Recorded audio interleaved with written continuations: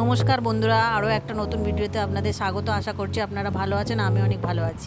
দেশি কাতলা মাছের ঝোল করার জন্য সবজির মধ্যে নিয়েছি ঝিঙে, কাঁচকলা, আলু। কড়াতে তেল গরম করে তার মধ্যে সবজিগুলো দিয়ে হালকাভাবে ভেজে নেব।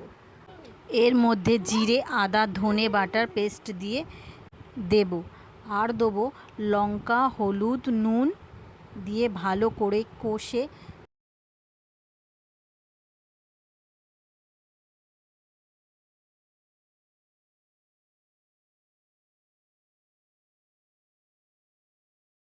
জল ঢেলে দেব।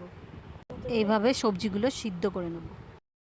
এরপর কড়াতে তেল গরম করে তার মধ্যে মাছগুলো লাল লাল করে ভেজে তুলে নেব। ওই মাছ ভাজা তেলের মধ্যে ফোড়ন হিসাবে দেব 5 ফোড়ন। 5 ফোড়নটা লাল লাল হয়ে গেলে ওর মধ্যে পেঁয়াজ বাটা দিয়ে ভালো করে নেড়ে নেব। পেঁয়াজটা লাল লাল হয়ে গেলে তার মধ্যে টমেটো দিয়ে দেব। গরমে এই ঝোল পেটের পক্ষে খুবই উপকারী, খেতেও হয় দারুণ।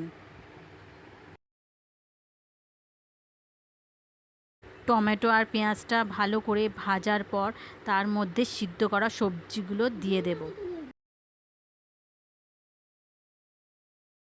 একটু ফুটে উঠলে তার মধ্যে ভেজে রাখা মাছগুলো তুলে দেব।